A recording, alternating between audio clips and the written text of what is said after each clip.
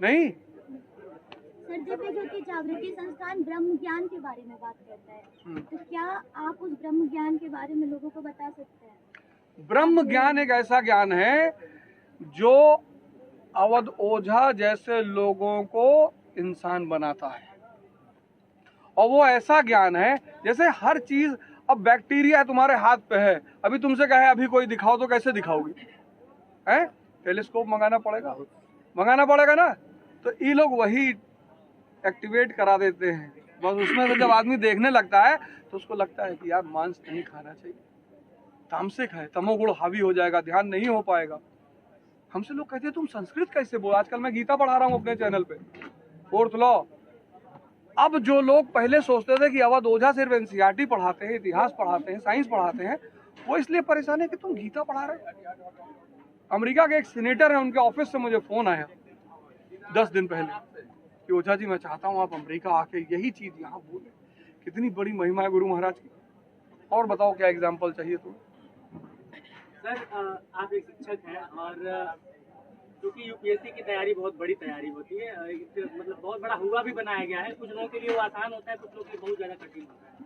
लेकिन आपकी नज़र में आईएएस पीसीएस बनना आसान है या फिर आईएएस बनना आसान है या फिर विधायक सांसद बनना आसान है?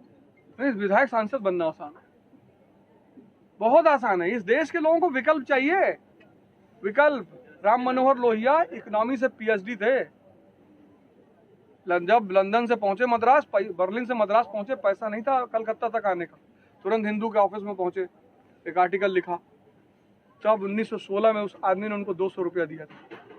ये देश कितना प्यारा है, यहाँ के लोग कितने प्यारे हैं, लेकिन जब विकल्प ही नहीं होगा।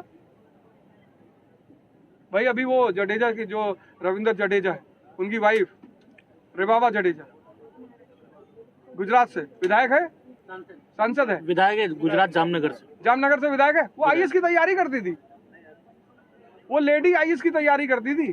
कितनी संस्कारी महिला है, आईएएस का एग्जाम दिया उसने, आईएएस की परीक्षा दिया, उस महिला ने भरे मैदान में अपने पति का चरण स्पर्श किया। क्या संस्कार है, क्या वो है, और फिर नेता बन गई। अब मुझे लगता है जो गुण उसके अंदर है, मैंने सुन रखा है, मैं तो जानता नहीं व्यक्तिगत तौर पर उनको, मैंने सुन रखा है कि जो गुण उस लेडी में दिखाई पड़ता है, हमको तो लगता है कि वो अगली महिला प्रधानमंत्री हो जाएगी देश। सर, इतिहास की शिक्षा कुछ और रही है, गुरुकुल रहा है, गुरुदेव रहे हैं, बच्चे शिक्षा प्राप्त करते थे, 9 से 12 साल की उम्र में भगवान की प्राप्ति करते थे। तो अगर उसको और आज की शिक्षा को कंपेयर किया जाए तो आप मतलब उस शिक्षा से आज की शिक्षा में क्या बदलाव लाना चाहिए? नहीं, मैं चाहता हूँ गुरुकुल और आश्रम परंपरा को फिर से जीवित किया जाए। जीवित तो वो है ही है, मरी तो कभी है नहीं तो देश ही खत्म हो जाता। उसको प्रोत्साहन हर स्तर पे दिया जाए, क्योंकि ये अभी डिप्रेशन से ही तो शुरू किया था उन्होंने। जहाँ सपना है और शक्ति नहीं है वहीं तो डिप्रेशन है, नहीं तो लौकुश भगवान को बांध देते हैं। इस देश ने अपनी परंपराओं से सीखा ही नहीं। आज का लौकुश क्या कर रहा है, मैगी खा रहा है, उसको मारना पड़ रहा है सुबह उठाने के लिए। नहीं तो जो देश ऐसा है जहाँ पे लौकुश ने भगवानों को बांध दिया। आश्रम में ही तो रहे थे, भगवान राम खुद जंगल में रहे और अपने बेटों को आश्रम में रखा। क्यों रखा? राजा थे वो भी, क्योंकि जब उन्हें ये बात पता थी कि तपस्या से मैं भगवान बना, ऐसे मेरे बच्चे भी बनेंगे। तो उस परंपरा को फिर से जीवित करना पड़ेगा। सीता मैया कुछ ऐसा नहीं कि दंड के रूप में गई थी या किसी ने उनको भगाया गया था, ऐसा कुछ भी नहीं था।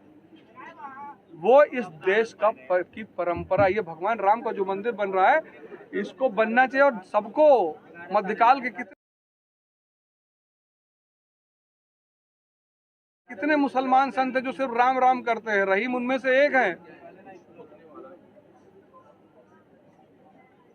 तो इस परंपरा को सरकार को और समाज को सबसे ज्यादा, अगर वो चाहते हैं कि उनके लड़के उनको ओल्ड एज होम में ना छोड़ें। अब कोई मुझसे कह दे, मेरे पिता ने मुझे फोन किया आज से 20 दिन पहले, कहे यार तबीयत बहुत खराब लग रही है। हम कहे तो बताओ, कहे तुम आ जाते तो ठीक हो जाते। और सुबह और 50 और लोग लेके आओ, सबसे रास्ते में कह के आए थे कि मेरे पिता को चढ़ाना है। उन्होंने कहा बाबूजी आपको तो सांसदी लड़ाने जा रहे हैं 24। अरे गए तुम लोग बदतमीजी ना करो। आज कौन बुजुर्गों के साथ बैठ रहा है? वो बुजुर्ग अनुभव का भंडार है। तो जब वो युवाओं को देखते हैं कुछ गलत करते हो तो अपना अनुभव बांटना चाहते हैं। आप उनको कहते हैं सठिया गए,